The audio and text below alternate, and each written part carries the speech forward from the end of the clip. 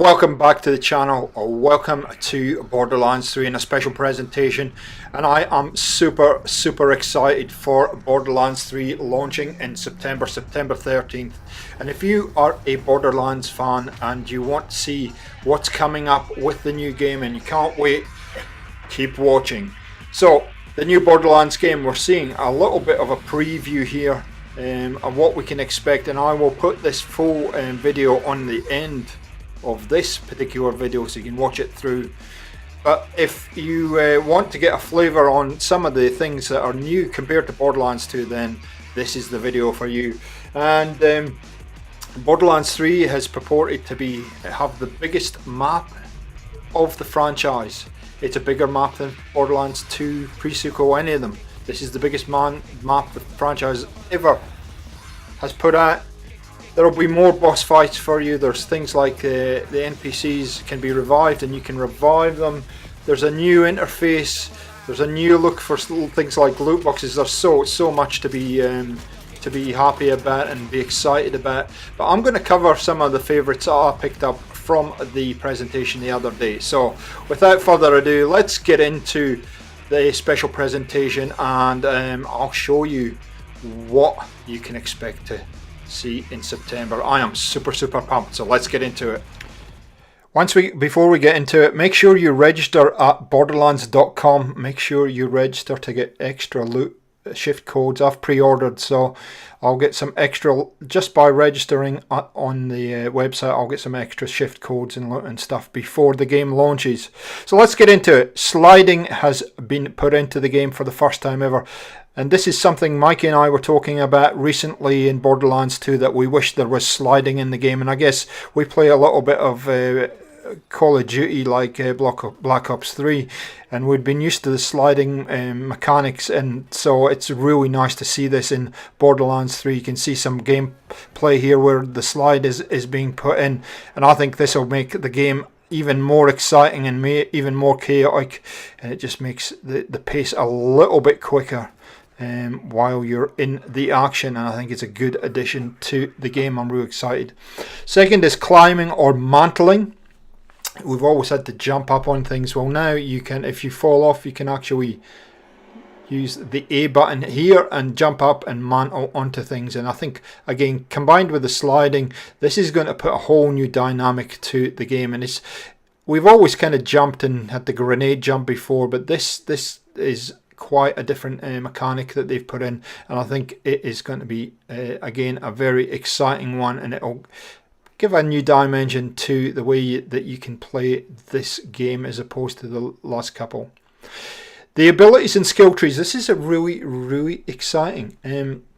I'm going to show you Amari and Zane here, and the good news is that not only have we got the skill trees are back, but you're going to have the choice of 3 different abilities with each character.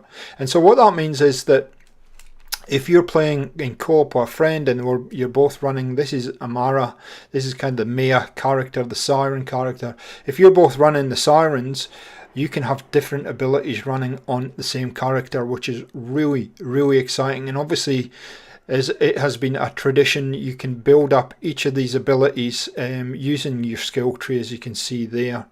And the second thing that is really exciting is, as we look at the Zane character, the fact that something like on Zane, you can have 2 abilities running at once. And you can see there he's got equipment slot 1 and equipment slot 2. Both active. That is just going to mean that the specialists, and I think Zane is more of the commando type character, but the specialist characters are going to take on a whole different dimension, and it's going to get even crazier, if that's at all possible. And they weren't kidding when they were talking about the mayhem is coming. If you link this with the skill trees, 2 abilities on a character, it is just going to be crazy, and I can't wait. I think this is a great addition to the game. On the back of that is loot and level what they're calling loot and level instancing. And instancing, you'll see in this clip here, we have a level 5 Amara Siren, and you can see she's picking up loot in the one of the loot chests, the toilet obviously, with the dunny we call it in Australia, which is pretty normal. Now you can see those are both level 5. Now what they did on the feed is they then changed to the Zane character, which is in front of you, and you'll see his view in a minute. And they haven't moved. That's the same loot box, but when he walks up to it, you can see he's level 25, and the loot is specific to his character. Isn't that cool? That is absolutely cool. Now, this is also going to work if you're playing in co-op, and you know these two are level 5 and level 25. The enemies that Zane will see, which is the character we're looking at now, will level to his particular level 25, whereas with Amara, who's level 5, all the enemies that she's about to face in co-op are going to be around her level, which is just astounding. It's quite amazing how they're able to do this. But here's some footage that kind of shows you exactly how that works. So you will be seeing different levels depending on what your character build is and how far you've progressed in the game. But it will put a whole new dimension to co-op, playing in co-op, and I think it's really exciting. It means you don't have to wait for people to catch up to your level, or you catch up their level to play co-op with them. I think that's really exciting, and it isn't an optional. You can switch it on and off if you want to play in this mode. So really exciting stuff. Gunfire rate and abilities. With the guns in this game, some of these guns will have a fire rate and then another optional fire rate, and we can see this was in the very start. You can see there you can switch between alternate fire modes. Now this is going to change from gun to gun and manufacturer to manufacturer to what this does, but as we're about to see, we'll get some ammunition, and we're about to just hit this target here in the normal fire mode. So when you're ready, sir, shoot away. Here we go. And then he is going to flick to the second mode, and you can see that some explosive rounds, all from the same gun. Isn't that amazing? That again is going to put a whole different dimension to what you can do with your favorite guns in the game. Now on top of that, we come to things like the Tirador gun.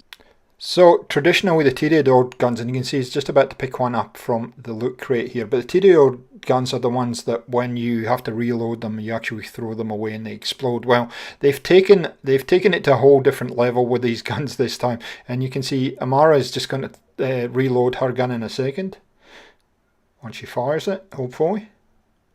And you will see she has this ability that there is a bouncing ball, and then eventually it explodes, so you can throw it at the enemies. Now, Zane's character also has a Tirador gun, and we're about to get into some combat, as you can see here. Ooh, ouch! And see what his gun does when he reloads. And I'll look at this. It puts out a little miniature turret. When I saw this, I just went, wow, wow! I want those. Those are a gun that I've never really loved using, and so I've avoided them. Now it makes them become a heck of a lot more viable to use, and I just wonder what they're doing with all the different other guns and different manufacturers. So I'm really super pumped to explore this and see what else they're going to offer as far as this guns having abilities is going to look like. And finally we get a new Sanctuary, and I'm going to let the people from Gearbox guide you around Sanctuary 3.0. Enjoy, guys.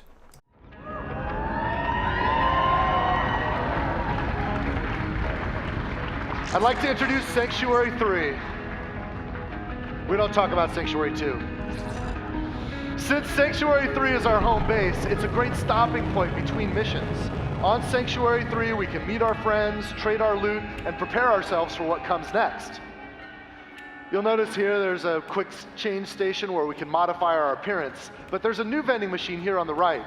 This is sort of a space lost and found. Have you guys ever lost loot in Borderlands, like a purple or a legendary lands in some place we can't reach? We collect all that lost loot, and we'll deliver it here for you. You'll never lose loot again.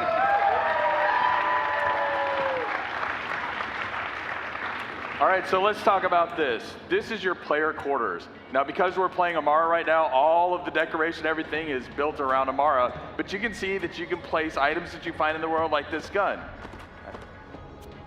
All right, we got a Torg pistol here. It's pretty rad. But again, you can modify your player quarters to how you want to play. Since we picked up a pistol, we'll take it with us on a tour around Sanctuary. And why don't we stop first? Let's head over to Marcus. Just keep going. Ignore that golden chest. Marcus's place is right around the corner here. It's a beautiful day, full of opportunity. Now, in Borderlands 3, Marcus will be our vendor for upgrades to our storage deck unit, right? So we can get more storage to carry more loot and more ammunition. You'll notice that it costs cash to upgrade your storage deck. Marcus also has a shooting range back there, so if you want to get your skills up, practice with any interesting new guns you found, you can do that. What's going on, Bow Hunter? We're just going to take a look around this place. Isn't that cool? This map has changed more hands than any other content in Borderlands 3. We've had so many of our talented world builders want to get their hands on this and make it great.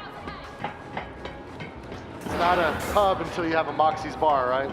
Look at you, brightening up my day. The name's Moxie. What's yours, Sugar? Thanks for the help, Sugar. Come back.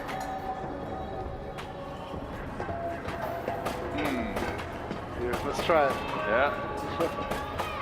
All right.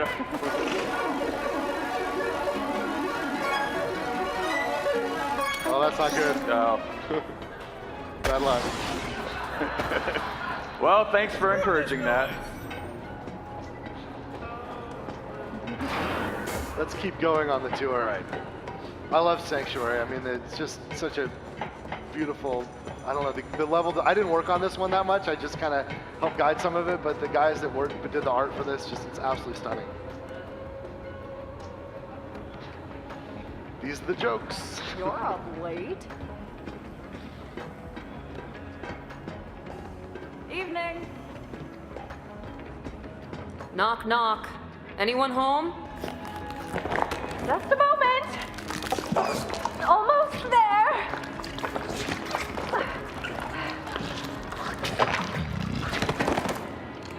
Oh. Whew. Surprisingly comfortable, you know? Like a fleshy sleeping bag, although I do feel a bit viscous. So Tannis is back. Let's go head up to the bridge. All right. Hey Paul, Yes, Randy. what can we do on the bridge? So for the first time ever, we can leave the Pandoran system. You can see Pandora in there in the distance. What's up, killer? All right, let's get to it. We're in orbit around Pandora right now. We'll check it out briefly before we take off. You can see its distinctive iridian scar. But with a spaceship like Sanctuary 3, we can visit other worlds. Now, this is early in the game, so we haven't unlocked a lot of the other places that you will get to explore. But for now, we're going to do interstellar fast travel to Promethea.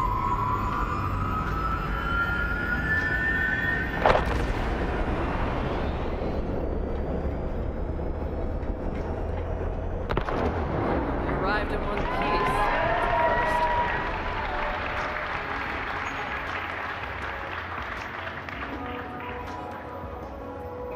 We're going to go down to Promethea in a moment and check it out. We'll have to make our way to the docking bay in order to do that. In Borderlands, you'll be able to go back and forth between Promethea and Pandora and all of the other worlds that you discover throughout the game. Might even find a few familiar faces here. What's up, badass? I love Maya's look. She's fully Jedi'd out.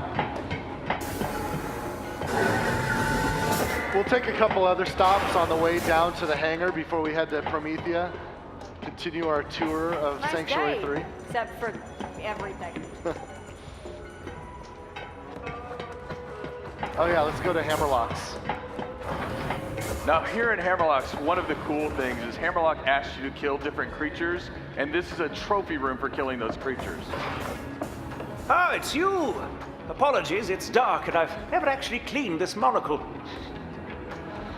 You can see right now all of the trophy mounts on the wall are empty, which means that we've got work to do, right? A lot of work to do.